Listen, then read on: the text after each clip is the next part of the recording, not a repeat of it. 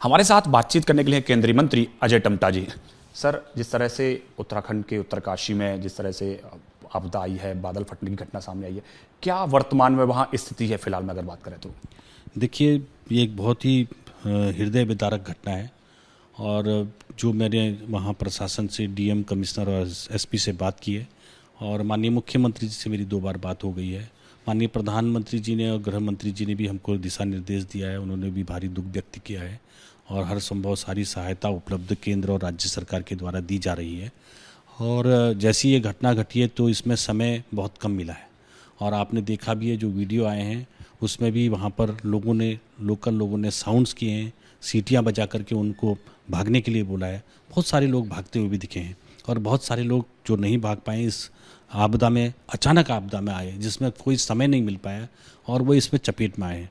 और जो चपेट में आए हैं उनको एनडीआरएफ, एसडीआरएफ, जो कि इसके एक्सपर्ट होते हैं, जो इसी काम के लिए रहते हैं, जो आपदा के काम के लिए उनको ट्रेनिंग दी जाती है, उनके पास ऐसे एपरेटस भी होते हैं और जिससे जान बचाएं। अब थोड़ी देर में अंधेरा हो जाएगा, वहाँ उजाला भी चाहिए तो ये, और उसके बाद मेडिकल के लिए डॉक्टर्स चाहिए, कैंप चाहिए, तो वो सारी चीज़ें वहाँ मुस्तैद कर दी गई है और लगातार वो काम चल रहा है। और अभी एक समस्या जो थी, पहले मेरी बात हुई थी उस समय बरसात भी वहाँ हो रही थी कि एक तरफ तो आपदा की लोगों को निकालना, फिर बरसात भी हुए, ये सारी चीज़ें हैं।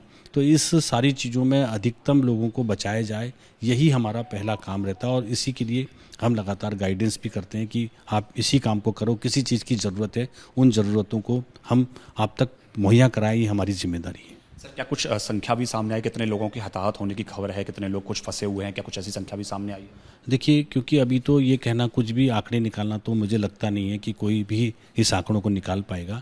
अभी तो सिर्फ यही बात हो सकती है कि जो लोगों को हम बचा सकते हैं, जो इस घटना में कहीं ना कहीं उनको घायल हुए हैं, या जो मलबे में फंसे हैं, या जो पानी में फंसे हैं, या जो बेहोश हैं चोट लगने के कारण से, उनको कैंप तक निकाला जाए। राहत दे करके हमारे एनडीआरएफ, एसडीआरएफ की टीम, उनको मेडिकल फैसिलिटेट किया जाए और उनकी जानें बचाई जाए। इस अभियान में लगातार हम लोग बातचीत कर रहे हैं। सर, प्रधानमंत्री ने भी मुख्यमंत्री से बात की है, गृह मंत्री ने भी बात की है, लगातार पूरी जो वहाँ हालात हैं उस पर नज़र बनाए हुए हैं। किस तरह से केंद्र सरकार मदद कर रही है? केंद्र सरकार, राज्य सरकार के पूरा तरीके से वहाँ पर सहयोग मिला है और पूरे तरीके से सारे लोग एक्टिव होकर काम कर रहे हैं।